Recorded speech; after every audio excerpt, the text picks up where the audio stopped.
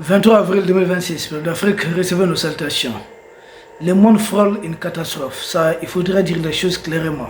Pourquoi nous le disons? Non seulement par rapport à ce qui se passe entre l'Iran et les États-Unis, où c'est des matières nucléaires et autres, non seulement attaques, à cause des attaques qui ont eu lieu contre les centrales nucléaires de Zaporizhia. Comprenez cela? Non seulement à cause même du génocide qui est en cours, non seulement en RD Congo, un peu partout en Afrique, mais aussi à cause de ce qui est en cours au niveau de la bande de Gaza, ça ne suffit pas. Mais il y a des informations tout à fait inquiétantes, parce que si on continue à ce rythme, peut-être le départ de Biden a dû retarder certaines choses, mais le monde n'est toujours pas à l'abri de certaines catastrophes. Je ne sais pas à quoi jouent certaines puissances impérialistes. Emmanuel Macron à la tête de sa fameuse coalition pour accompagner Zelensky. C'est bizarre. 90 milliards d'euros et autres, là même n'est pas le vrai débat. Le vrai débat, c'est à quel niveau? C'est qu'un député ukrainien du nom de Venislavski a confirmé des lancements qui sont tout à fait inquiétants. Parce que nous, il faut qu'on avance la tête baissée. Il faut qu'on s'intéresse à ce qui se passe un peu partout dans le monde. Parce que nous sommes sur la même planète Terre. Souvent, je vois des gens, ah, ça se passe là-bas, nous n'avons rien à voir. Mais attention, l'information dont il est question montre qu'à ce rythme, Zelensky aussi peut entraîner son pays dans un cadre nucléaire. Or, en ce moment, une guerre nucléaire, ça risque d'aboutir aussi. Nous savons aussi que Zelensky, le même Zelensky, a déjà revendiqué des opérations militaires, des opérations terroristes contre l'armée malienne. C'est très grave. C'est pourquoi nous nous sommes intéressés à cette information.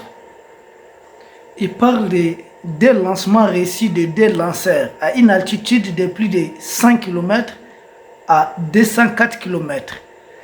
Cette information relevant du ministère ukrainien de la Défense, son côté surtout renseignement, c'est-à-dire les renseignements du ministère ukrainien de la Défense depuis le début du conflit.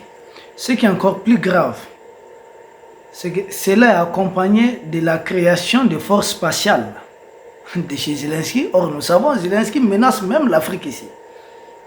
Donc, création de forces spatiales accompagnée des missiles hypersoniques tactiques. Technologie des missiles hypersoniques, ce n'est pas à la portée de tous les pays. Pour le moment, c'est des missiles difficiles à intercepter.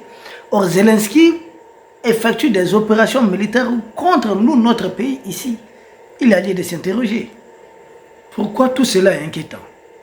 Parce que cela coïncide avec une déclaration de Zelensky qui dit que le mémorandum de Budapest a été une erreur. Le mémorandum de Budapest, vous savez, autrefois, il y avait beaucoup d'armes nucléaires stockées en Ukraine. On parle souvent de 3000 têtes nucléaires.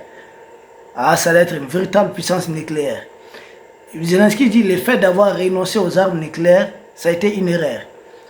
Et dans beaucoup de cercles là-bas, il est question de revenir, de retourner, c'est-à-dire au statut de nucléaire. Et là, c'est très grave si on arrive à ce niveau. Parce que regardez ce qui se pointe à l'horizon. Il ne faudrait pas qu'ils essayent d'entraîner l'Afrique dans... Zelensky doit beaucoup faire attention. Je pense que ces sponsors et autres là qui sont en train de lever tous ces fonds doivent savoir raison garder encore. Et surtout si l'on sait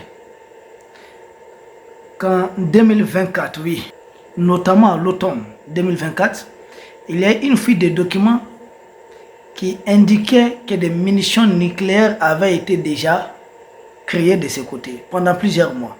Certes, la fuite en question a été démentie par les autorités, mais faisons beaucoup attention. L'ex-vice-ministre de la Défense, Alina Forlova, avait déjà évoqué certaines choses. Alina Forlova avait dit que la fuite n'était pas accidentelle. C'est sans doute ça a été provoqué. Pourquoi? Parce que dans les coulisses là-bas, il paraît que ça se discute au cas de défaites ou bien que défaites imminentes ou si les États-Unis venaient à les lâcher, il faudrait envisager l'option nucléaire. À quel niveau? Et pourquoi? C'est la question qui est posée. Certains nous diront, mais même s'ils veulent, est-ce qu'ils ont les moyens, les endroits stratégiques pour produire de telles armes nucléaires? Beaucoup oublient que l'Ukraine a hérité d'anciennes installations de l'Union soviétique qui restent toujours intactes. Et l'Ukraine fait partie des pays qui produisent l'uranium et qui savent surtout traiter l'uranium. Et l'Ukraine a des ingénieurs nécessaires à la production, à l'enrichissement à un certain niveau, même à produire les combustibles nucléaires. Ils ont ces savoir-faire, ça c'est très important. Et ce que beaucoup oublient, dans la zone d'exclusion de Tchernobyl, ils ont beaucoup de déchets radioactifs qui peuvent servir à fabriquer même une bombe sale, c'est-à-dire pas une bombe nucléaire typiquement qu'on voit là. Pas besoin de l'uranium enrichi pour ça, une bombe sale, on peut fabriquer ça, même l'uranium peut être un peu faiblement enrichi. Tout ça là, il y a des risques. Et ça peut tomber entre quelles mains? Nous, notre inquiétude, c'est surtout à ce niveau. Parce que nous avons vu, les matériels qu'ils disent avoir livrés à Zelensky sont des matériels qui se retrouvent en grande partie ici, dans l'espace sahélien, contre nous autres. Donc, ça nous interpelle une fois de plus. Parce qu'il y a une question qui nous taraude l'esprit, qui doit interpeller chaque internaute, en tout cas chaque citoyen du monde.